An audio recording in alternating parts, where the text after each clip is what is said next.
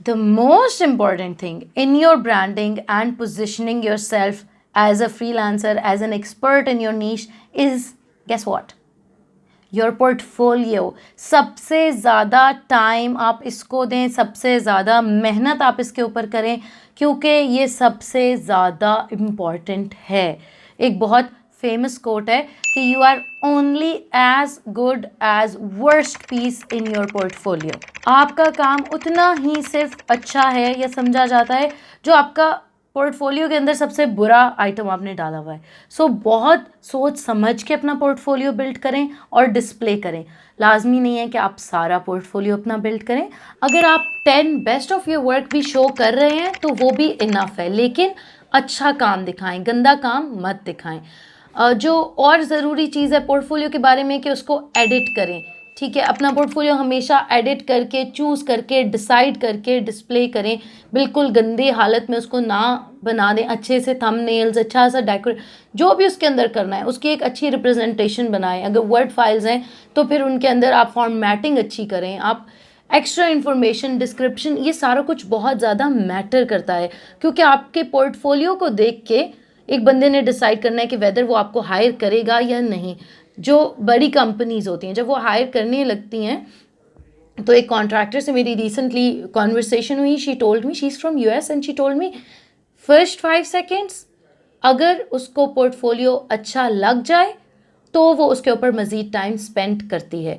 लेकिन अगर first 5 seconds में उसको पोर्टफोलियो अच्छा ना लगे तो वो उस फ्रीलांसर को कट ऑफ कर देती है. इंटरनेट गिफ्ट्स कि अगर आपके पास क्लाइंट का काम नहीं है और आप कुछ नहीं परफॉर्म करें, आपको लग रहा है I am not doing anything, तो आप फिर भी प्रोडक्टिव रहें और इंटरनेट गिफ्ट्स बिल्ड करें. या आपकी अथॉरिटी, आपके ब्रांड, आपकी रीच, आपकी ऑडियंस, सब चीज़ें आपके लिए इंक्रीज़ करते हैं. इंटरनेट गिफ्ट्स क्या होते हैं? फॉर एग्ज़ाम्पल, अगर आप एक डिज़ाइनर हैं और आपने एक इन्फोग्राफिक बना दिया, 5 best ways to use a gradient, और उसके अंदर आपने डिफरेंट इन्फोग्राफिक्स बना दिए, डिफरेंट एक प्यारा सा प्रेजेंट भी कर दिया और डिज़ाइनर्स की हेल्प भी हो गई. ये आपने क्या किया है? इंटरनेट गिफ्ट बनाया है. आप उसको डिफरेंट जगह पे सबमिट भी करेंगे और लोगों को शेयर भी करेंगे. जितने ज़्यादा लोगों को हेल्प होगी उतना आपका ब्रांड स्ट्रॉन्ग होगा, आपके पास वर्ड ऑफ माउथ से लोग चल के आएंगे and things will be good for you. So internet gifts build करते हुए अपनी जान नहीं आपने छुड़ानी. आपने बेस्ट ऑफ योर एफर्ट और वर्क देनी है. आपने देखना है कि आपको कहाँ प्रॉब्लम फेस हो रही है और उसी प्रॉब्लम का आपने सोल्यूशन देना है. चाहे आप राइटर हैं, आप एक ब्लॉग लिखते हैं, 5 best ways to write, 10 important words to use, कुछ भी, ताकि आपका पोर्टफोलियो भी बिल्ड होता रहेगा और वो लोगों की हेल्प भी होती रहेगी. जितनी लोगों की हेल्प होगी उतनी ऑडियंस बढ़ेगी, उतनी ट्रैफिक बढ़ेगी. और अगर आपके पोर्टफोलियो के ऊपर ट्रैफिक ज़्यादा है, इसका क्या मतलब है? कौन फ़ायदे में है, मैं या आप? ऑफ कोर्स आप. सो एक फ्रीलांस डिज़ाइनर था, उसने ये सोशल एक्सपेरिमेंट किया था which went very popular. 40 days of dating उसने डेट किया भी, और उसने उसको जर्नल के अंदर डॉक्यूमेंट किया, रोज़ उसका पिक्चर लेके और उसको एक डिज़ाइन फॉर्म में रिप्रेजेंट करके. तो ये बहुत ज़्यादा इम्पॉर्टेंट है कि आप अगर काम नहीं भी है तो आप अपने आप को इंगेज रखें. आपकी प्रोडक्टिविटी भी बढ़ती जाएगी और आपकी रीच भी बढ़ती जाएगी. लोगों को पता चल जाएगा कि देयर इज़ दिस पर्सन और वो ये काम कर रहा है. साइड प्रोजेक्ट्स आप हमेशा करते रहें, जिनसे आपको छोटी छोटी इनकम भी जनरेट हो सकती है. और समटाइम्स कोई साइड प्रोजेक्ट इतना किक कर जाता है कि आपको बाकी सारा काम करने की ज़रूरत ही नहीं पड़ती. सो आपको पता ही नहीं होता, आप किसी चीज़ को बिल्कुल ऑर्डिनरी समझ के, एक छोटा सा आइडिया समझ के करते हैं, बट इट गोज़ वायरल.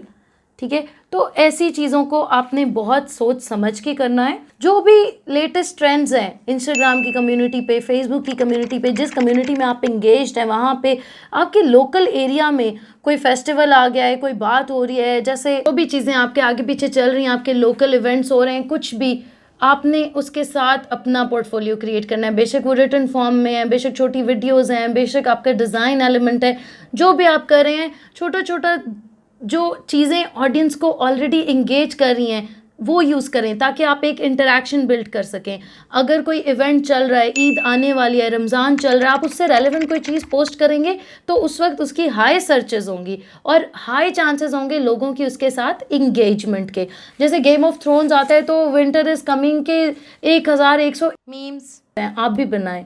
ठीक है, so keep this thing in your mind और डोंट वरी अबाउट, प्लीज़ ये दिमाग से अपने निकाल दें कि अगर मेरे पास प्रोजेक्ट नहीं होगा तो मैं क्या करूँगा। समटाइम्स आपके साइड प्रोजेक्ट्स, आपके इंटरनेट गिफ्ट्स, आपकी ये छोटी चीज़ें आपके लिए इतना बड़ा रिटर्न लेके आती हैं कि आपने इमेजिन नहीं किया होता। And this has happened with me several times. Commit to create something daily. जैसे भी ट्विटर, फेसबुक, इंस्टाग्राम आपकी कम्युनिटी है, आपको लोग फॉलो करते हैं, जहाँ पे अगर आप अपने साथ ये कमिटमेंट कर लेंगे कि मैंने रोज़ कुछ पोस्ट करना है, तो फिर ये आपकी एक आदत बन जाएगी, प्रोडक्टिव वर्क। उसके साथ साथ आप सीखेंगे भी कि नया क्या ट्रेंड चल रहा है, मुझे क्या सीखना चाहिए, मेरी नीश में क्या हो रहा है, मुझे बेहतर कैसे परफॉर्म करना है। साथ साथ आप पोस्ट करते जाएंगे तो आपकी ऑडियंस आपको बताती भी जाएगी। आपके सिमिलर या तो नीश के लोग होंगे या आपकी टारगेट ऑडियंस होगी, वो आपको बताएंगे कि इसके अंदर ये मिस था, ये अच्छा था। तो कीप दिस इन माइंड। जो नेक्स्ट थिंग आपने वो करनी है वो ये है कि if you want people to take you serious, you must first take yourself serious. जब तक आप खुद अपने आप को, अपने काम को सीरियस नहीं लेंगे और उसको पूरी डेडिकेशन के साथ नहीं करेंगे, अपने आप को एक प्रोफेशनल की तरह ट्रीट नहीं करेंगे, तो लोग भी आपको प्रोफेशनल की तरह ट्रीट नहीं करेंगे और वो आपको सीरियस नहीं लेंगे। जब भी आप कोई काम डिस्प्ले करें तो उसके अंदर put context to your work. Who was it done for, किसके लिए किया, किस ब्रांड के लिए किया। अगर उसका नाम भी नहीं ले सकते तो ये बता सकते हैं कि ग्रॉसरी आइटम था या रिटेल स्टोर था या शूज़ का ब्रांड था, ये तो बता सकते हैं। और अगर ब्रांड का नाम यूज़ कर सकते हैं तो वो ज़्यादा अच्छी बात है। क्यों किया था, क्या उसकी ऑडियंस कन्वर्ट नहीं हो रही थी, क्या उसकी लीड जनरेट नहीं हो रही थी, प्रॉब्लम क्या था जो आपने जिसके लिए ये काम क्रिएट किया, आपका रोल क्या था उसके अंदर, आप किस तरह पे एक्ट कर रहे थे, आप पूरा लीड कर रहे थे या आपने एक छोटा सिर्फ पार्ट प्ले करना था। उसके अलावा what was provided to you, आपको क्या मिला था, टेक्सचुअल इन्फॉर्मेशन मिली थी, ब्रीफ मिला था। ये सारी चीज़ें जब आप पुट करेंगे ना कॉन्टेक्स्ट, तो लोगों को समझ आएगी कि आप किस काबिल हैं और आपको वो क्या इन्फॉर्मेशन देके आपसे क्या ले सकते हैं। रिजल्ट्स क्या थे, सबसे ज़्यादा ज़रूरी बात कि 200% इंक्रीज़ आ गया था, 20% इम्प्रूवमेंट थी, इंगेजमेंट इंक्रीज़ हुई, बाउंस रेट कम हो गया, जो भी हुआ था रिजल्ट्स थे वो आपने बताने हैं। ये लोगों को हेल्प करेगा फिगर आउट करने में कि क्या आप उनका ये प्रोजेक्ट जो भी है उनका काम वो आप कर सकते हैं या नहीं कर सकते। लाइफ के अंदर याद रखें, जब आपने प्रोफेशनली इस फील्ड में स्पेशली एंटर होना है तो आपने डॉक्यूमेंट करना है अपना हर काम, क्या प्रोसेस था उसको डॉक्यूमेंट करें। आपको बनाते हुए फ़ोटोज़ लें, वीडियोस बनाएं, छोटे छोटे चंक्स लें, ताकि आपके पास कल को उसको यूज़ करने के लिए अगर आपने लोगों को आगे सिखाना भी होगा तो आपके पास एक डेटा होगा, या दोबारा रेप्लिकेट भी करना होगा तो आपके पास एक डेटा अवेलेबल होगा। बहुत इंपॉर्टेंट बात है, अक्सर हम लोग इस चीज़ को इग्नोर कर देते हैं। प्रूफ रीड हमेशा करें, हमेशा।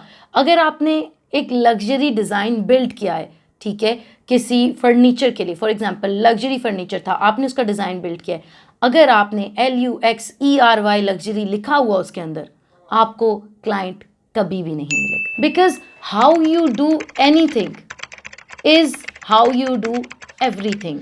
जैसे भी आपको ये एक काम करते हैं वैसे ही लोग समझते हैं कि आप बाकी सारे काम करते हैं।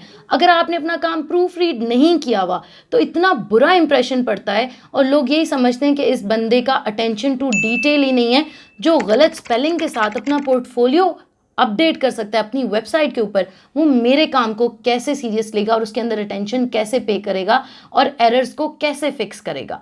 ये बहुत ज़्यादा ज़रूरी है। अगर आपके पास नहीं है enough time, ask a friend, किसी दोस्त से कह दें, किसी जानने वाले से कह दें, किसी सिबलिंग या स्पाउस से कह दें कि वो आपके लिए प्रूफ रीड कर दे। लेकिन proof reading is a must portfolio के लिए, स्पेशली जब तक आपका पोर्टफोलियो बिग एंड ब्राइट नहीं होगा, उसके ऊपर फोकस नहीं बनेगा। अपनी वेबसाइट के अंदर जो पोर्टफोलियो का आपने सेक्शन बनाना है उसको एक मेजर प्लेस देनी है और बिग थंबनेल्स यूज़ करने। छोटे छोटे छोटे आइकन्स ना लगा दें। अगर आपने लैंडिंग पेज बनाए, बेहतर है कि आप पूरा लैंडिंग पेज दिखाएं। पूरा नहीं दिखा सकते, at least above the fold content तो मस्त दिखाएं। अगर आपने लोगो डिज़ाइन किया है तो उसको कैसे प्रेजेंट करेंगे।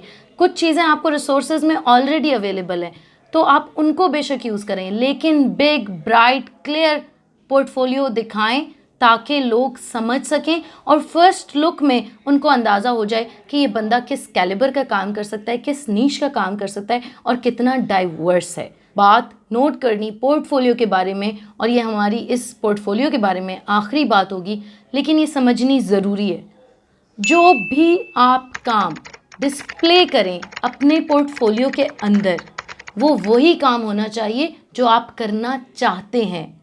जो भी काम, whatever you want to do forever, वो आपका पोर्टफोलियो होना चाहिए। अगर आप हमेशा कहानियाँ लिखना चाहते हैं, स्टोरी राइटर हैं, तो आप सिर्फ स्टोरी राइटिंग के स्क्रिप्ट्स अपलोड करें। अगर आप वेब डिज़ाइंस बनाना चाहते हैं, वेब डिज़ाइन का पोर्टफोलियो अपलोड करें। अगर आप मोबाइल ऐप का डिज़ाइन बनाना चाहते हैं, वो अपलोड करें। जो भी काम आप करना चाहते हैं, अगर आप प्लगइन्स बनाना चाहते हैं तो प्लगइन्स को अपना कोर रखें। जो भी आपका कोर है, जिसको करने में आपको मज़ा आता है, वही काम आपका पोर्टफोलियो में होना चाहिए। उसके अलावा भी अगर आपके पास काम आता है, आप कर तो देंगे, लेकिन जो आपने अपने आप को रिप्रेजेंट करना है, आपने वही रिप्रेजेंट करना है, what ever you love doing, ठीक है, जिसके लिए आप पैशनेट हैं।